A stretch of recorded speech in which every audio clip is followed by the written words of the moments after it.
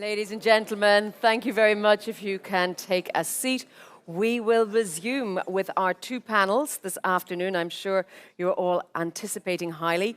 Our first panel on a single energy market and how that will be a vital lever for the Green Deal. And then afterwards, we'll be talking about the legacy of Jacques Delors for the single market. But our first panel is going to concentrate, as I say, on the energy market and how a more integrated market could really bring benefits in terms of lower prices for citizens, as well as companies, and the switch to low carbon technologies, as well as security and resilience that we've talked about so much even this morning. So since the Russian invasion of Ukraine and the resulting energy crisis, we know that the energy market has been very much in the headlines and in the spotlight. So we will tackle some of the geopolitical elements today, as well as talking about where the fragmentation is and what is going to happen next, or what we would like to see happen next. So as you can see, I have a wonderful lineup of panelists. So please welcome to the stage Ilham Kadri, CEO of Syensqo, Alexandre Affre, Deputy Director General of BusinessEurope, Stefano Grassi, who is Head of Cabinet at Commissioner Simson's Cabinet in the European Commission, and Valeria Ronzitti, Secretary General of SGI Europe and Vice President of European Movement International, one of today's hosts. So I'm going to start with a same opening question to all of you, just asking you how you assess the current state of Europe's energy market in terms of fragmentation and/or integration. Ilham, let me start with you, please. Well, listen, first of all, thank you for having me here, and thanks to our chair, Jean-François, to host an ERT event just before the election, because I think it's critical time and it's critical points for Europe to really gather wisdom and hopefully do a better job to allow all industry, and I represent the hard-to-abate industry here, to really meet the Green Deal goals in a competitive way. So more than ever, I think the big elephant in the room is called competitiveness in Europe, right? And how to get it done, and that's what ERT has shared with Professor Draghi, and our chair Jean-François took us to Milano, and we had a discussion with Professor Draghi to really share with him before he writes his competitiveness report to President Ursula, you know, the key things we believe are really important to get there. First of all, it's about rethinking the regulation, simplification. I mean, we are still struggling with permitting, right? It's still insane, I'll tell you. I had the honor to lead a company called Solvay for the past 5 years, led the sustainability agenda, and it takes 3, 4, 5, 10 years, right? Sometimes to get permitting. So we really need fast permitting. So rethink that regulation, make it simpler and less bureaucratic across the borders of Europe, because the single market is not there. There is a fragmentation from the energy perspective. We'll talk about it in this panel, but for everything, we cannot transport waste across borders, where waste is a source of energy, right? And I use waste and biomass to decoal my operations. The second thing we talked about is IP protection, and really defend the good guys who are doing the right things in Europe to produce green, right? We need that. We need to create that demand in Europe and protect the European industry against, you know, a higher carbon imports. Number 3 is really to upscale fast the innovations. Technology do exist, right, to do what it takes to green our production, but we need that. And coming back to the energy, obviously, I represent a hard-to-abate, you know, industry. I used to call the chemical industry the mother of all industries, and the backbone is energy. And I'm agnostic to energy. I just need clean energy 365 days a year, 24/7, and cost competitive. Easy. Easy. But without this, there will be no competitiveness. And there is, I mean, I am European by heart, huh? So you have a European lady in front of you, a lover of Europe, but we cannot continue just dreaming about the new and building it on ruins, because Europe is the most regulated region in the world, with the oldest industrial infrastructure in the world. To green it and have to meet the Green Deal goals, which we are not disputing the what. We all want it. We are now discussing about the how. And the how, I'm sure we're going to discuss it. We need private-public sector partnership. We need the infrastructure to scale up. We are in batteries in my company. We are in green hydrogen, but I cannot use green hydrogen at 7, 8 euro a kilo. I need it below 2 to use it in my industry. So that's PPEs, that's ecosystem which we need to bring that grid, electricity grid, hydrogen grid across the borders, need that single, market in Europe to happen, and hopefully the new Commission will pick it up in the agenda.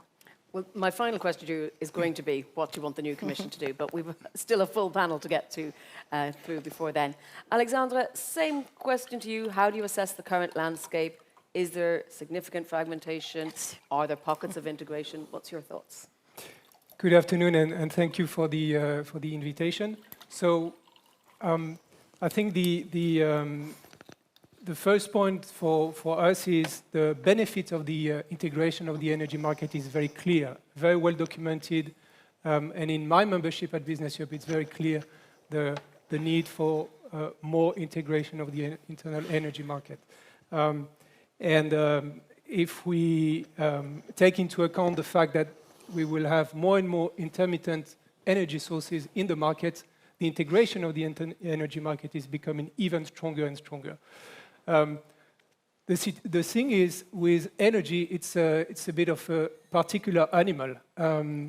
Why? Compared to goods, compared to some of the services, because we talk here about something with a very strong national competence. And it makes the situation of the internal energy market different. And sometimes situation is, because of the national competence, decisions maybe take longer or are more difficult. So overall, how we assess the situation, integration, fragmentation, I think no surprise, we see definitely progress happening in the integration of the internal energy market, but inefficiencies, difficulties remain, and much more can and should be done, and I'm sure we will discuss some of the ideas later on. Maybe a final comment from our first round, and I will make a link with what had just been said.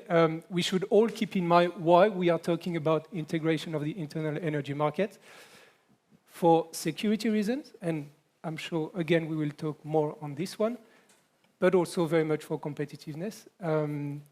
And the integration of the energy market is not the answer to everything when it comes to competitiveness, but it's, to a good extent, an answer on the situation of energy prices, which, even if probably the most difficult is over, we'll see what the future brings, but maybe the most difficult. But we are still structurally in a situation where energy prices in Europe compared to other regions, US, China, stays higher. One figure or a few figures here. So before crisis, the spread between EU, US was, in terms of electricity prices for industry, was between 1.5 and 2. And now we are between 2 and 3. So the spread between EU and major competitors has increased. So here, integration of the internal energy market plays a role. Stefano, your thoughts on the state of play? Good afternoon, everybody. I'm among those who think that the single energy market is in a healthy state, but requires care and attention.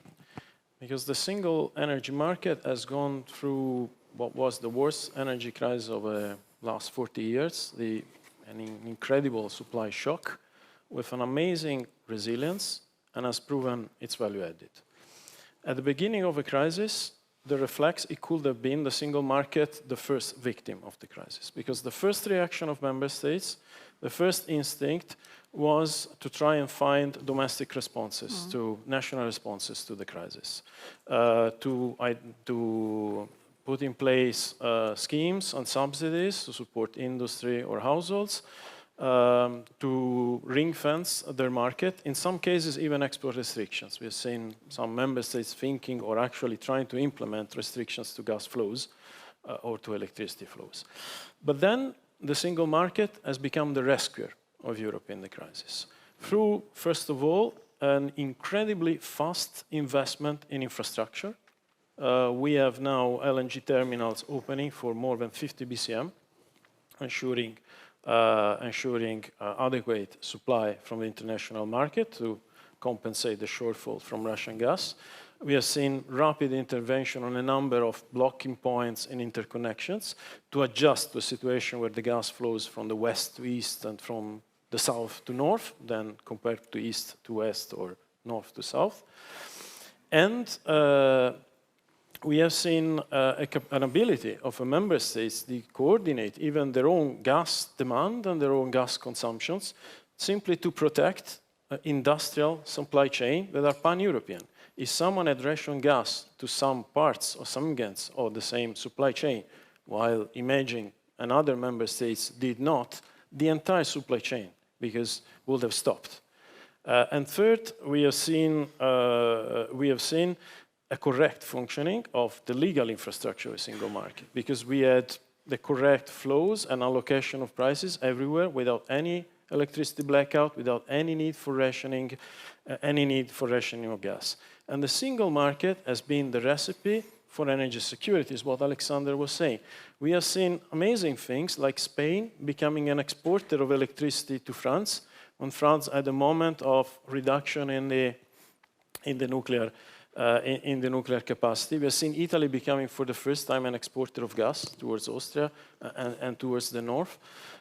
And overall, all these flows are ensure the ability for everyone, when they had a difficulty, to count on the neighbors without any risk or any difficulty. Why? So I think this is, Acer even identifies 34 billion euros of savings from the function of a single market per year, and this was one of the things that helped contain the price shock. Why I say that requires attention? Because what we see now is a clear loss of momentum for the single market. And I give you two examples. First example, what we see is that now the prices are going down, but the divergence, the gap between different price areas in Europe is increasing, is not decreasing. And this is an issue that requires some attention. The second area is that everyone is still trying, because of a competitiveness issue, to identify national measures under the umbrella of European measures to ensure that their industry get electricity at competitive prices. So you see the debate in Germany, the industry strong price. You see in France, the successor to RNH. Every member state have similar debates. And this is a risk of fragmentation. We see a lot of barriers everywhere that are left as a legacy of a crisis, that are there. So I think it's very healthy that in this moment, the European debate is moving from the macro framework, from the big trends, the policies for the medium term, the targets, to the deeper integration, to the nitty-gritty of a single market, to making it work. And if I may quote ERT, that's why I think the single market requires attention and maybe a little bit more of love. Okay. Stefano, I think you're relatively optimistic. Valeria, are you? I'm always optimistic. At least I try. So, but before I start, I think that it's important that I tell you in a couple of words was SGI Europe, because I feel a bit the specific animal on the panel. I'm not member of ERT. We are not member of ERT because maybe that's also a mistake. We have a lot of companies that should be members of yours, but basically our core business is in the service of general interest. And service of general interest goes from energy to waste management, water, but also healthcare, social services, etc. We have big giants like EDF, but we also have small local providers at the local level, being it Stadtwerke in Germany or Multi Utility in Italy, etc. I think it's important that I give you this perspective because it introduced my line. And my line a bit take part of the narrative of Stefano, because I think that we are easily forgetting the boldness that Europe had to, give policy responses through the crisis we had, being it COVID or of the energy crisis. And we never should give it for granted, because this kind of solidarity and the European response was not something that we were so acquainted to have in the past.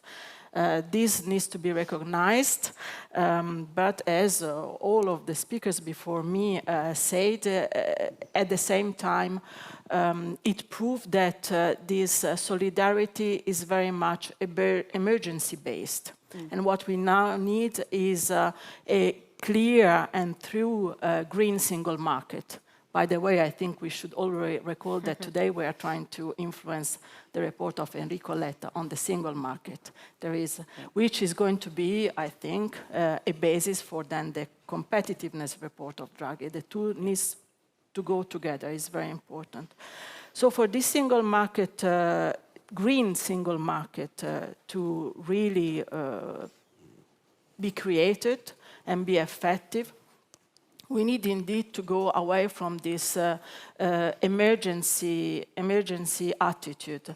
And what our members faced as an emergency response, meaning that this transition was too scattered yet and very uneven between member states, can be summarized within 3 measures: the price cap, the use of state aid, and the revenue skimming.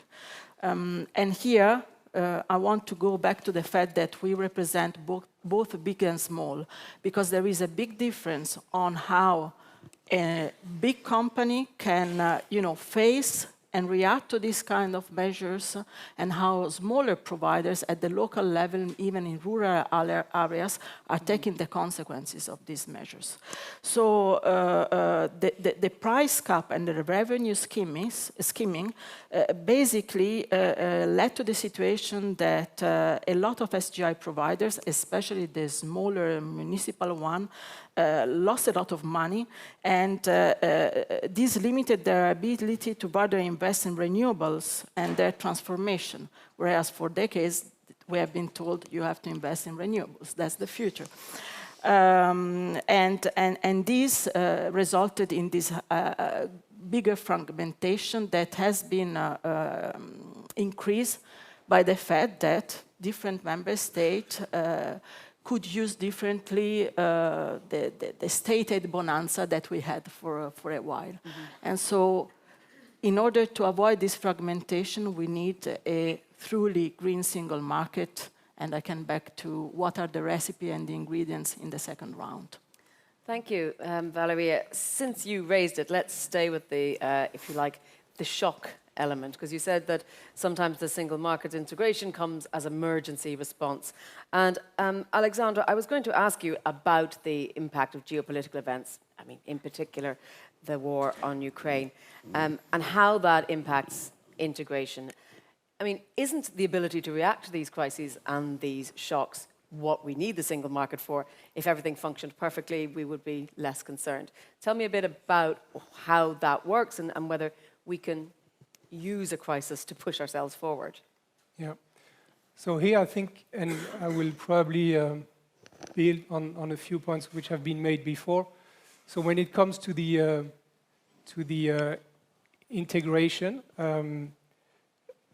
the way I see it is we had some positive and less positive development. The positive developments in response to a situation like the war in Ukraine is we have seen, and it has been mentioned before, I think, initiative like joint gas purchase, joint initiative to reduce demand, I think even joint initiative on filling storage capacity. So as a reaction, we have seen a number of joint actions taken by member states. On the other side, and we have seen as well very national decisions being made. So the Iberian model, which has been coming very quickly out of the situation with a very specific situation for the price formation is one of them.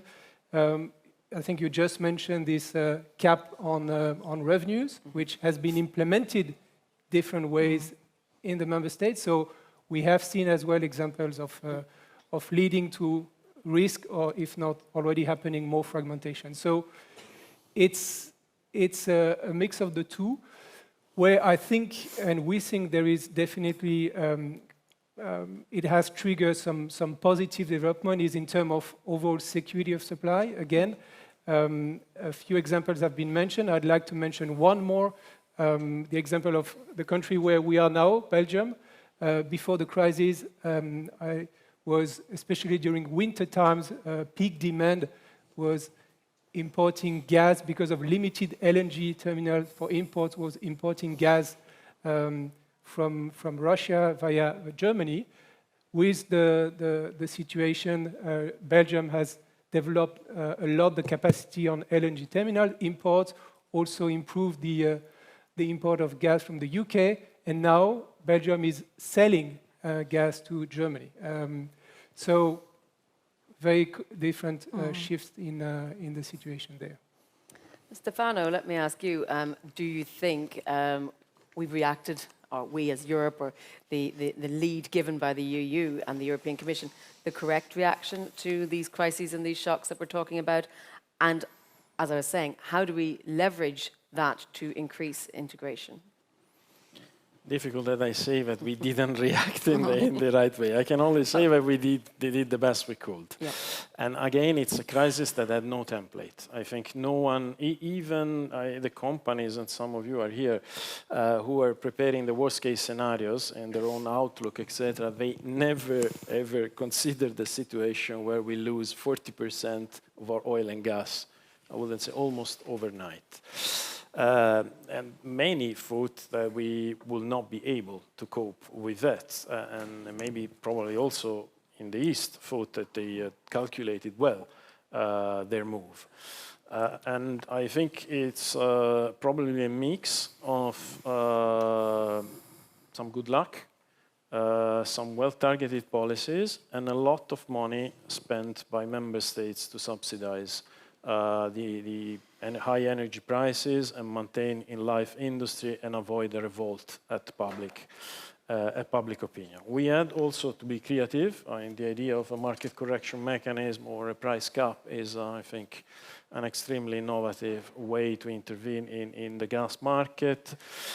Some other, the coordinated demand reduction, it was also not, I think is unprecedented. Some other were a bit more textbooks. It leaves indeed a good legacy in terms of deeper integration, a pathway towards a real energy union. I think we need one to avoid backsliding, as I mentioned, because now the reaction is still there. And the other, I think we need to maintain and preserve this legal infrastructure. Some of the things explored in the crisis are there to stay, and they bring a good value added in a way that still allows every member state to maintain a bit of margin for their own domestic policies, to maintain their own freedom to choose their own energy mix. Europe will always remain a combination of 27 very different energy systems, different from each other. So I think, yes, integration, yes, coordination, there is a lot to do, still respecting the fact that there is, I think, this diversity that is unavoidable. Absolutely. I mean, there is diversity. Alexandre mentioned demand in Belgium in the winter for heating. If you go to Malta, the demand is in the summer for air conditioning. Ilham? But if I may, just one, it is exactly, if I may make a point, what makes Europe different and unique. And that's our competitive advantage. Because if we want to compete, because I hear in every debate, our prices are structurally higher than the United States, also now this moment of Asia and China, because we are not producer. The United States are a producer of fossil fuel. We will never beat them unless in 15 years we are all renewables and nuclear or carbon capture. But what we can offer, different from any other, is choice. We are through the single market, we are the only jurisdiction that can offer companies and industry, wherever they are, the choice. Do I want to go for electricity? From which part of a single market? In one part is more solar, one part wind. Decide on the price, do a PPA. Do you want to go for hydrogen? We will build an infrastructure. Do you want to go for carbon capture and storage? We are going to build a single market infrastructure for. So the idea of this wide choice, thanks to our networks, thanks to our integration of market and market coupling, it's something we can offer industry, and we need to put it into value as much as possible. Sorry for being invisible. Ilham, feel free to react to what you've heard so far as well, but I'm going to move it on from the short, sharp shock, if you like, of the energy crisis to the bigger climate crisis and the need to green our energy and move to lower carbon sources. How, I mean, and to what degree do we need to overcome the fragmentation of the single market in order to do that? Yeah, well, first of all, I would like to commend indeed the short term, right? You're right, Stefano. Europe has shown solidarity and actually even mobilization during COVID times with the vaccines, etc. The Ukrainian war was a wake-up call to the industry I represent here in Europe, because we were relying on a single source or limited sources of gas and often extremely cheap, gas. And we needed to live with less gas, which our industries, and at ERT we are agnostic to industries, actually, we did. We brought more efficiency between less 10%, 15%, 30% less gas in our processes. So and this is good, and we need to build on it. But the question now, prior to this election, is about the 2050 horizon, right? And how we're going to meet the Green Deal goals and backcast and the how. And what we are saying, I'm not sure, I'm looking for 27 member of states, energy mix, sorry to, diverge here. As an industry, when I put my assets in Tavaux in France or in Spinetta in Italy, I am building an infrastructure and I'm putting capex on the ground at the service of the whole European market, right? I'm not catering just one single country. Therefore, I'm looking for affordable, reliable, consistent energy for years to come, decades to come, to build the business case for my case before I go to my board of directors with the return on capital employed, etc.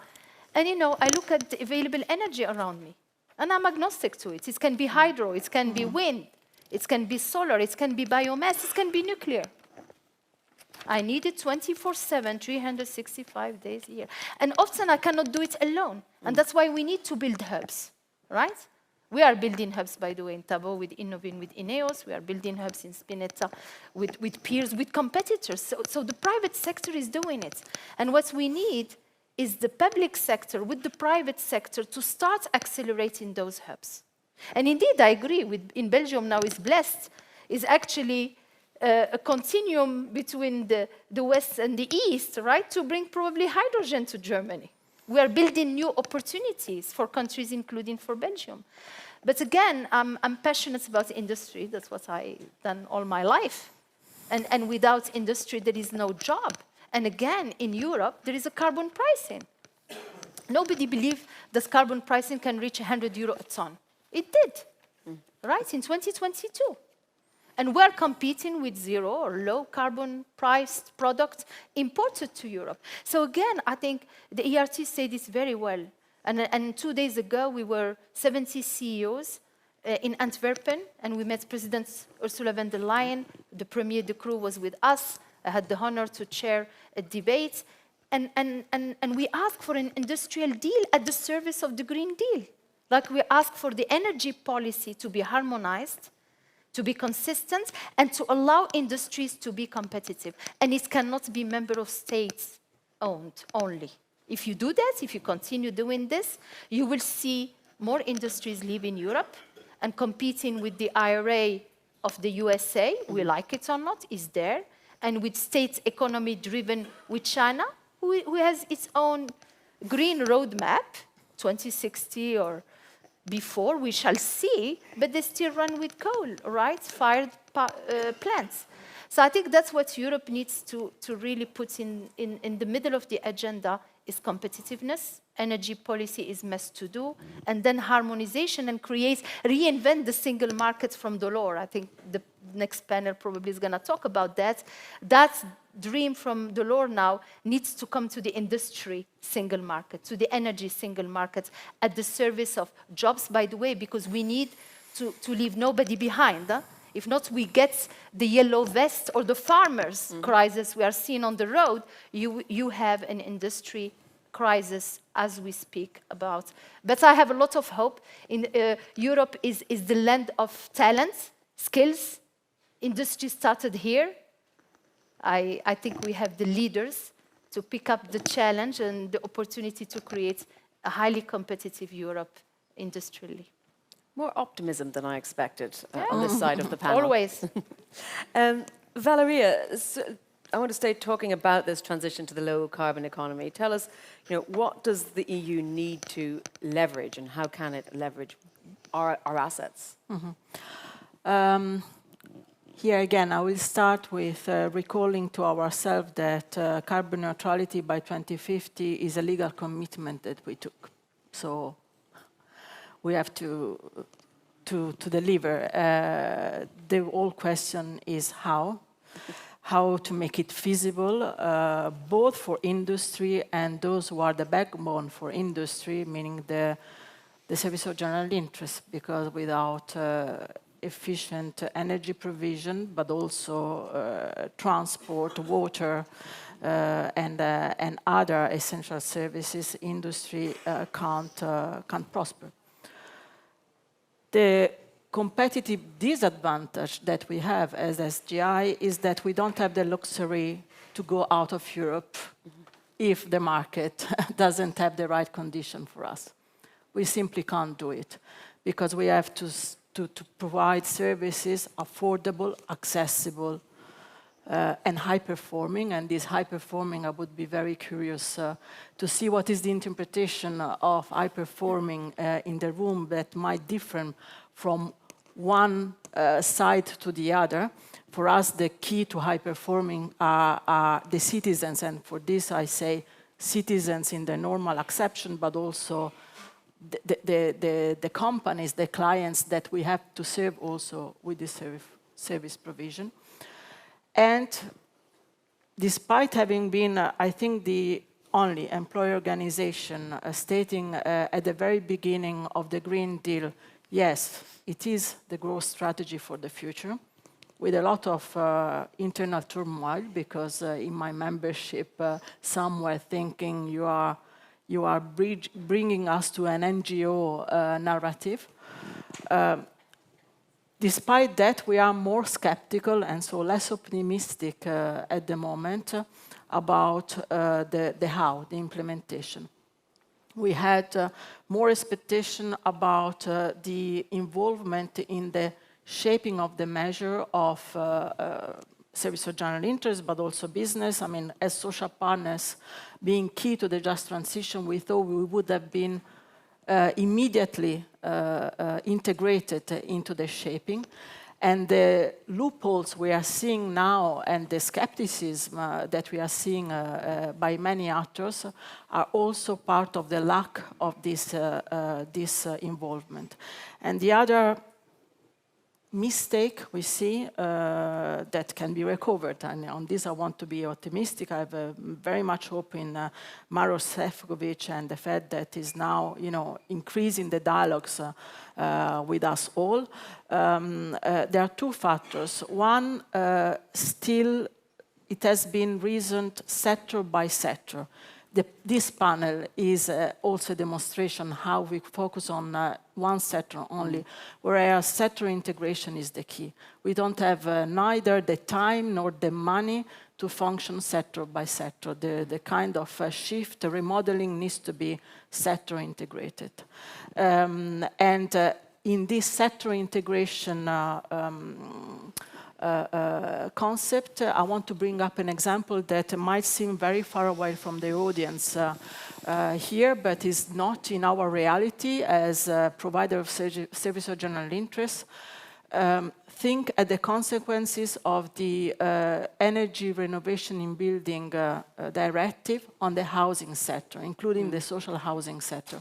And I just want to mention this because I was on a conference on social housing the other day, and the perspective we are having is that after farmers, we will have the middle class in the street because of the high consequences of the bearing the cost of the energy renovation in buildings. So we will not get anywhere if we don't get this sector-integrated approach to the green single market we want to see.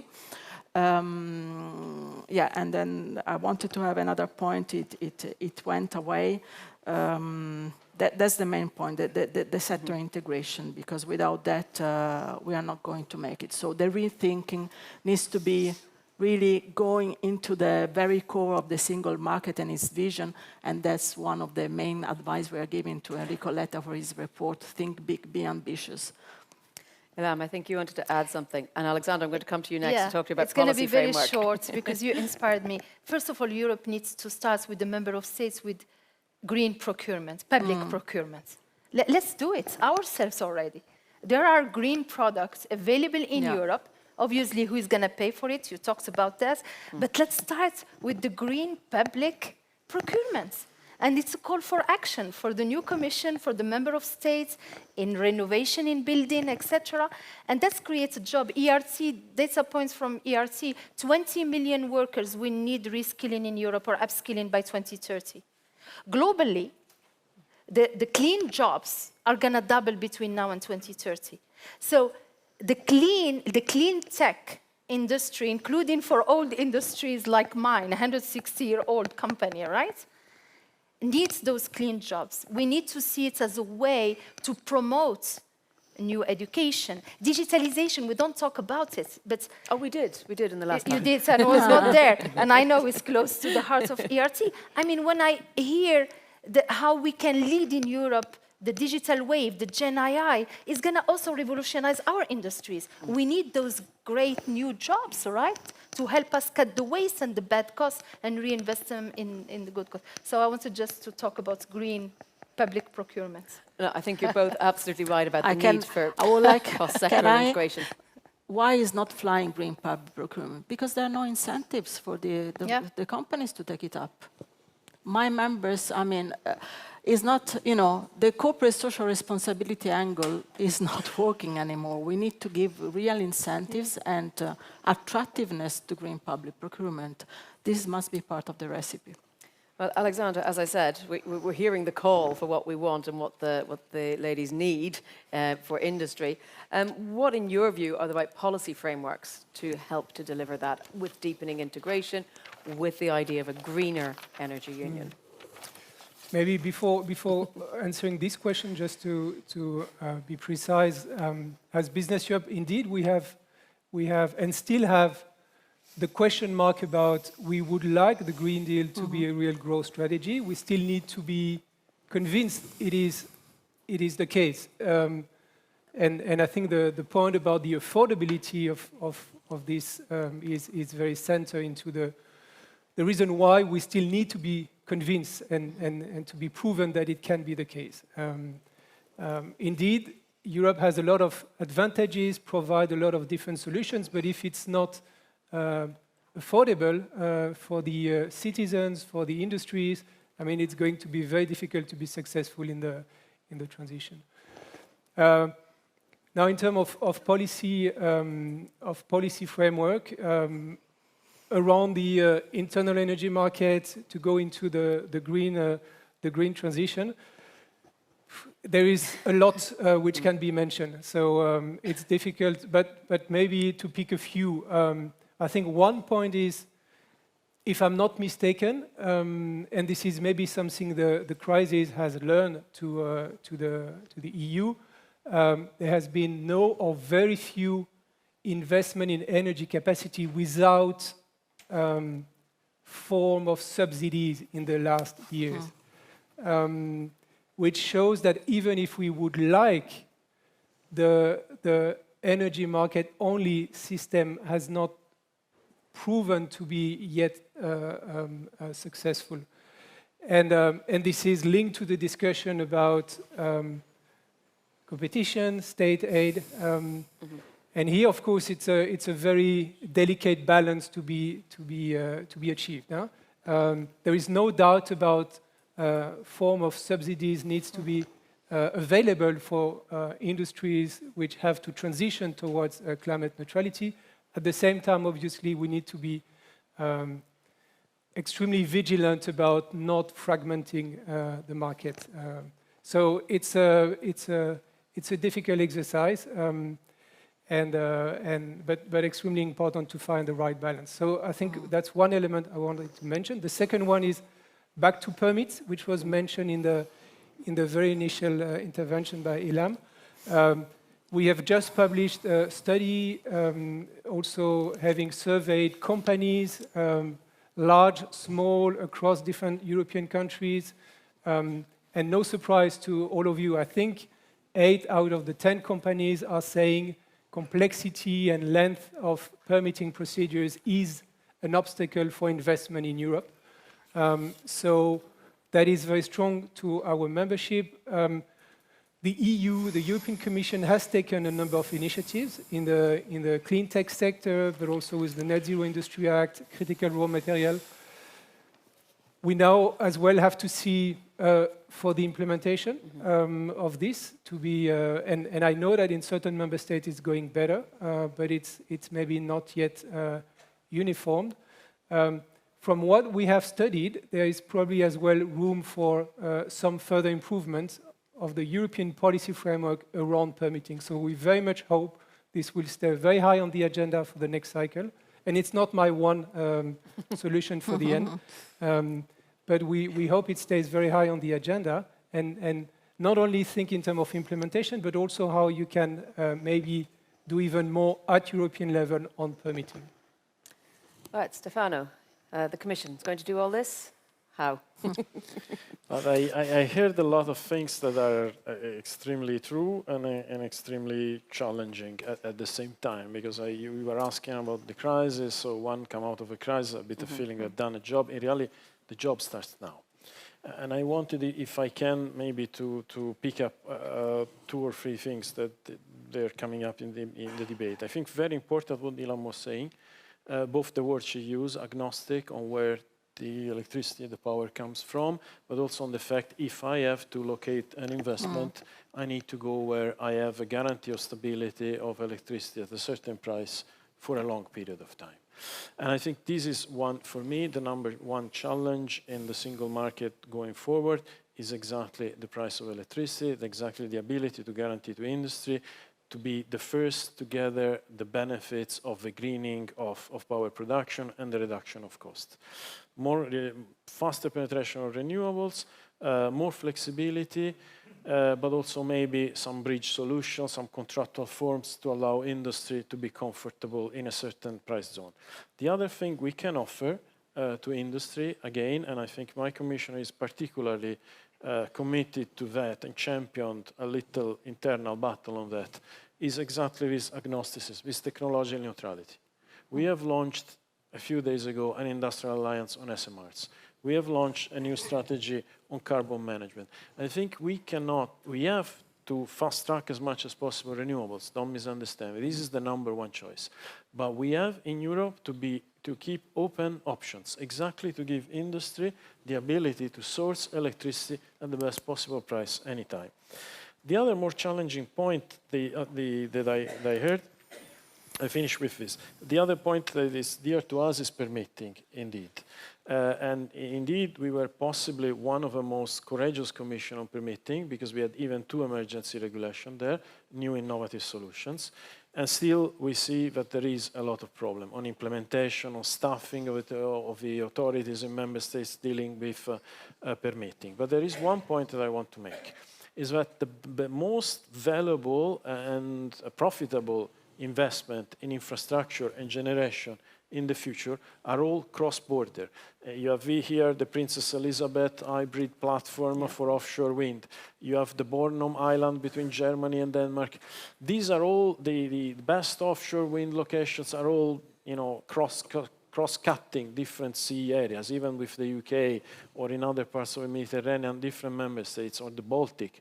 So this is making even more difficult the permitting, because there are many national authorities, and we have to work on that. A one-stop shop, form of coordination, if we want really to get the best asset. The other problem is cost-benefit allocation, because if you want to have a big investment, for instance, again, let's take between Denmark and Germany.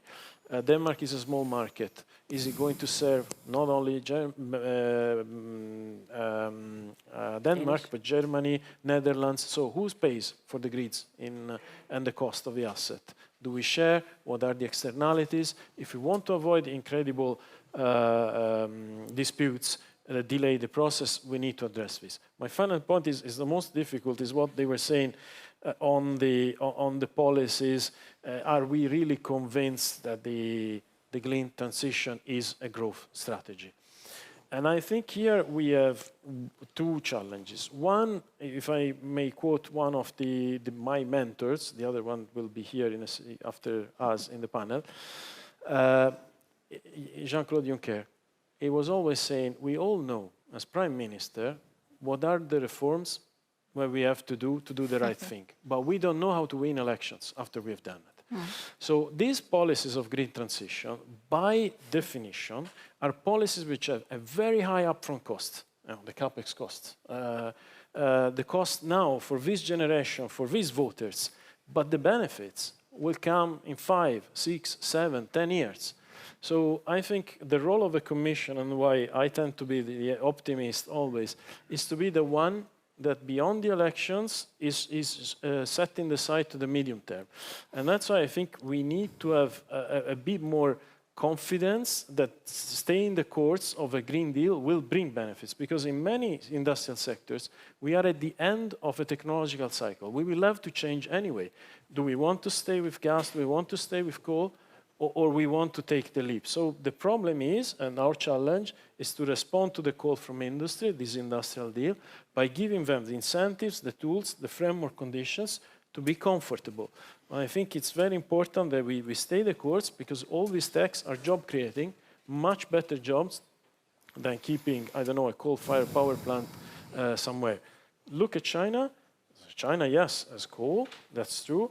The volume of renewables they have deployed last year is the double of Europe and US combined. So they're doing both, but if they're doing it, it's because they know that the future is there. Let's arrive before them. Thank you. I'm going to go to Alexandre, but after I will come to the floor. So if you have a question, put your hand up so we can get a microphone to you. Okay, Alexandre, you were going to add something. One additional comment on permits, if I may make a proposal, because as said, a lot has been done at European level, and it's a lot now about the implementation at national level. Still, certain things could be done at European level. One example, what we understand is the environmental impact assessment process is very often what takes a lot of time. And this is what very often delay a lot the permitting process.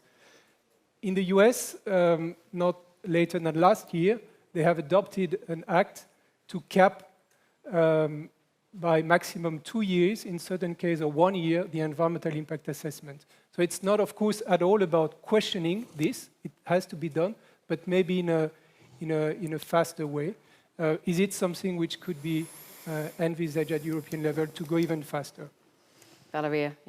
Very short, speaking about agnostic, I'm glad to hear that your commissioner is agnostic. It means that also waste to energy might be considered, which is a political taboo, at least in the sustainable finance field and taxonomy. No, but just that I really feel bad to finish a panel as a social partner, not having said that the main ingredient for all this to work is people. So for us to deliver and work is the people to work in all this to make it possible. And all the chapter on reskilling, upskilling that we don't have the time to tackle now is fundamental to attract and retain the talents in Europe. Okay. Right, I think I saw one hand go up from the floor. Can we get a microphone just down here to the third row, please? Ilham, had you something you wanted to add while we're getting the microphone? Maybe I heard the subsidies, just to ensure. I don't think the industry is asking for more money. There was a lot of money distributed already.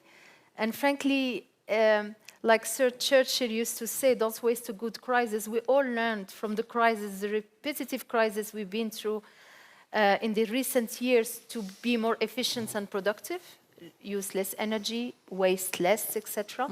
And then switch to low carbon energy or production ways of doing things. So subsidies, okay, sweeten a bit the deal, but that's not the point. The point is, for Europe, and that's why it's growth, Mr. Commissioner, is about creating demand. My company, we've invested in batteries.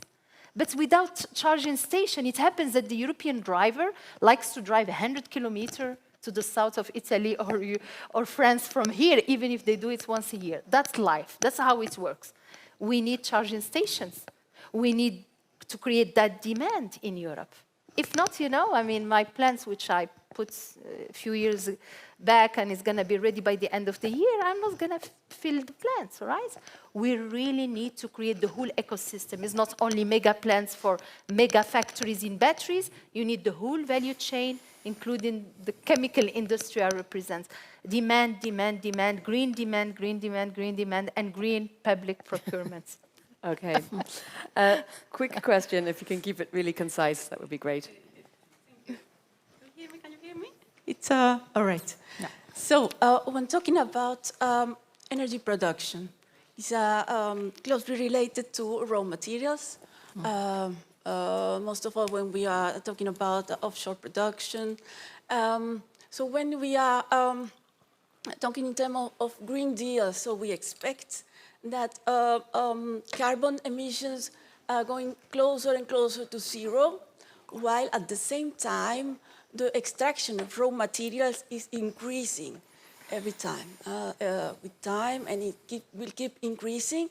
So not only for energy production, but also for when it's related to rare materials, for electronic devices or other. So how are we going to deal with that paradigm shift in terms of a Green Deal within the single markets in the future? I think now is not the time to open that can of worms with just 2 minutes to go, but it's a point well made. Raw materials are important to bear in mind, but I think I'm not going to get us to talk about that. We just simply don't have time.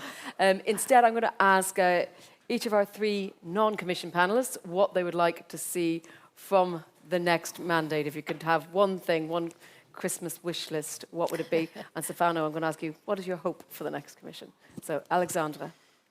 Very simple, focus on implementation. There is a very large policy framework, and now next cycle focus on implementation. Also because a lot of the Green Deal objectives are going to be first met by 2030. This is when the next cycle will be finishing. So I think the duty of the next cycle is to prove they are able to bring online with the 2030 targets. Okay, Valeria. I am addressing the Christmas tree and wish list not to the next commission, but to Enrico Letta, who arrived, because he has the freedom with his report to be visionary and, has this liberty. So I would like to see the green single market taking shape in the next 5 years, and the 4 ingredients linked to the 4 freedoms are around capitals. We need the right amount of investment, public and private, but with the good share of public, because private alone can't make it. People, so giving the possibility to attract and retain people. We can call it freedom to stay or not, let's see. Goods, so that the possibility that all EU companies can access to raw material and services around the security of supply, while of course leaving to member state the freedom to organize the service as the best can, because that's subsidiarity. Thank you. Ilham, in a nutshell, really. We need our leaders to be brave, courageous, to be agnostic to the next election. They should not care about... This is the last generation of leaders who have a luxury to make a choice. So my wishful thinking, listing for Christmas industrially, is to have that industrial deal single market and to reinvent it. Thank you. And Stefano, a final word. Well, I shouldn't say anything, but I hope it's a commission, the next commission is a commission that stay the course and resist the temptation to reopen or redo a lot of things, a new renewable energy directive, a new energy efficiency directive, because we need stability and predictability of the legislative framework. Remove obstacles, implement better, but give stability also to the companies to know where they're going. The second, that they can finish some of the unfinished business that we will leave. I am particularly passionate about the hydrogen market, the takeoff of the hydrogen industry in Europe. It's all happening, has to happen, will be for the next 5 years absolutely decisive. And also external energy partnership, because we have planted a lot of seeds now, but this has to evolve in real new trade relationship and maybe much more export of tech support in third markets. And the final thing, I hope they will be a pro-market and pro-innovation commission, because I think some of the things that will drive us to 2050 are not yet there, are not yet commercial. I think the confidence that innovation, skills, and European ingenuity will help could be an asset. Well, thank you all very much. We have our next panel waiting in the wings, so a round of applause for our current speakers. Thank you.